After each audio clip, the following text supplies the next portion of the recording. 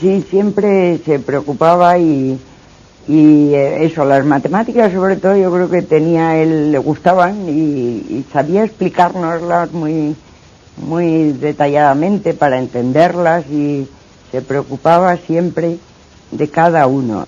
Yo no le hablé a él directamente de mi vocación, hablé con mi madre, yo se lo conté esto a mi madre y lógicamente me imagino pues mi madre se lo contó a él, pero yo directamente con él pues no hablé de este tema, ¿no? Y al cabo, pero bueno, ya se daba por supuesto, ¿no? Y al cabo de un tiempo pues yo decidí irme a estudiar a Barcelona y entonces se lo tenía que consultar, se lo tenía que decir.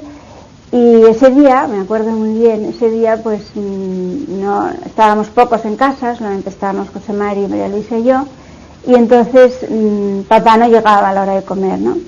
Y de hecho pues comimos, porque ese día teníamos prisa o lo que fuera, yo especialmente no, pero los otros sí, comimos y ya le esperábamos, los que estábamos, cuando llegara, ¿no? Y entonces mientras llegaba, pues yo se lo dije a mi madre, le dije, mamá, pues es que tengo interés en irme a Barcelona, voy a ir a vivir a un centro de la obra. Y entonces mi madre, me acuerdo que estaba haciendo un jersey para un sobrino, y entonces casi no levantó la vista, ¿no? Y me dijo, bueno, pues tú tienes que hacer lo que a ti te parezca, ¿no? Lo que tú veas que tienes que hacer. Pero bueno, claro, díselo a papá. Y entonces pues ya al cabo de un rato llegó papá, y mi madre pues se fue un poco, ¿no? Como para dejarnos. Y entonces se lo dije a mi padre, lo mismo que le he dicho a mi madre, y entonces se levantó, me miró así, como muy a los ojos, ¿no? Me dio un abrazo, ya digo, los abrazos de siempre, y entonces me dijo, somos una familia grande, nos encontraremos en el cielo. Luego me acuerdo muchísimo también, y supongo que mucha gente también lo habrá dicho, pero cómo siempre estaba pendiente de mamá, ¿no? O sea, cuando llegaba a casa, por ejemplo, pues nos saludaba, pero bueno, era especialmente la atención era mi madre, ¿no? O sea, que cómo estás Laurita, ay, que llego tarde, le pedía disculpas si llegaba tarde, mira, vengo con unos amigos, y se aparecían ahí unos cuantos que venían a comer o se suponía, o a cenar o lo que fuera, ¿no? Pero siempre una gran atención a mi madre, ¿no? Y cuando en algún viaje, por ejemplo, le vi a él solo, siempre me contaba cosas de mamá, siempre. Estábamos una vez en un congreso, cenando, y nos había tocado con los separados, un poco así cerrado, y ya hacia los postres así, pues me mandó un papelito. Bueno, pues allí ponía, te quiero muchísimo, te quiero no sé qué, pues tenía esos modos de compensar. En Granada, Eduardo acude a menudo al Carmen de las Maravillas, en pleno Albaicín, al colegio mayor que dirige el Opus Dei y donde tiene buenos amigos.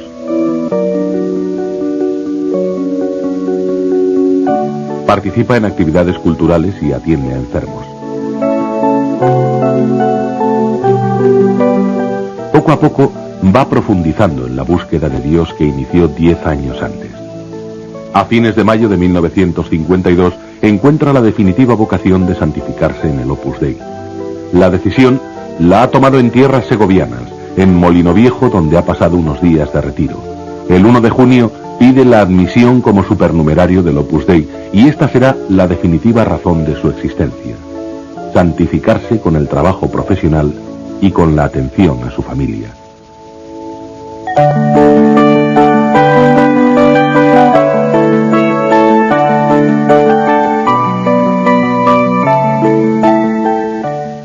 Claro está que todas estas cosas las hacía don Eduardo por el valor humano que tenían, pero sobre todo por Dios y por las almas. Lo hacía con un sentido verdaderamente sobrenatural, con afanes apostólicos, como un servicio humano y también como un servicio cristiano.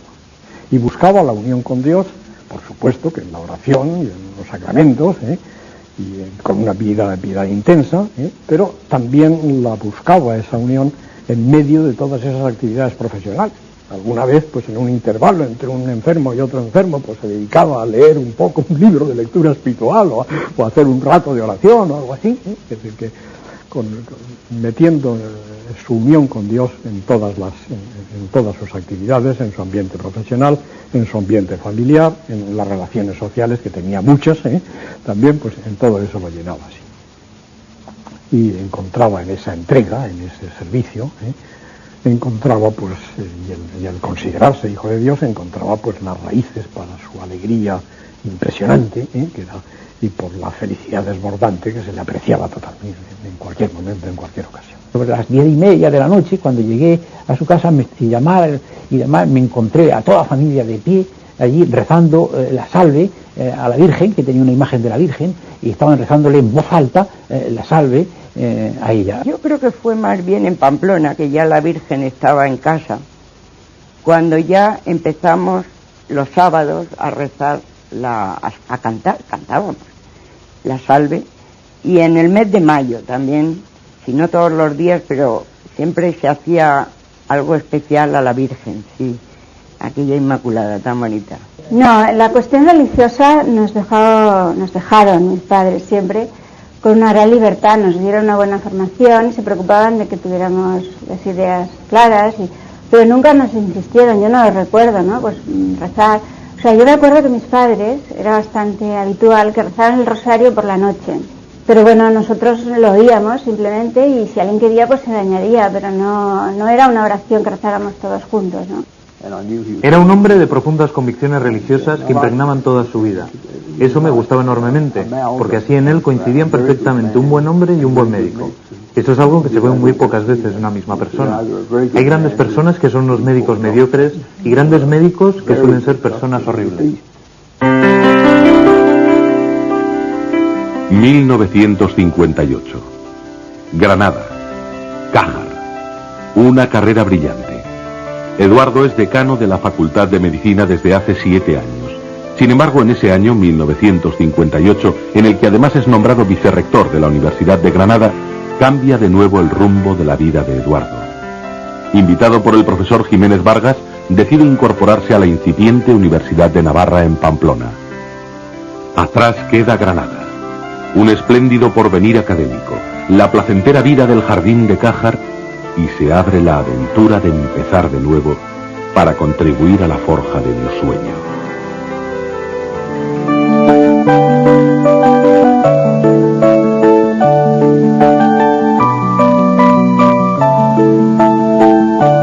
El 20 de octubre de 1960, Eduardo conoce por primera vez al beato José María Escrivá de Balaguer en una tertulia en el Colegio Mayor Aralar.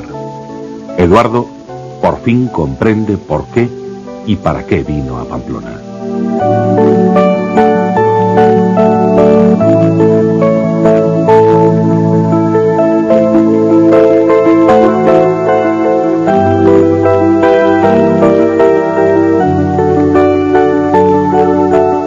Y en un determinado momento de esa tertulia debía haber unos cuantos. Pues dijo Eduardo: bueno, padre, usted nos mandó a hacer una universidad y aquí está. Y entonces le dijo nuestro padre: no, yo no te mandé eso. Yo no te mandé a que hicieras una universidad, sino a que te hicieras santo haciendo una universidad. Porque en camino hay cosas que él no solamente hacía, sino que él en su conversación llevaba constantemente. Por ejemplo, esta es de Escrivá. No necesito milagros. Me sobran con lo que hay en las Escrituras. No necesito milagros. En cambio, me hace falta tu cumplimiento del deber, tu correspondencia a la gracia. Todo esto lo unía a una vibrante actividad apostólica que volcaba en sus enfermos, tratándoles de que aceptasen el dolor y lo ofrecieran, que aceptasen la muerte como venida de su Padre Dios, a los alumnos para tratar de que sacasen el máximo provecho de sus talentos, a sus amigos, que eran innumerables.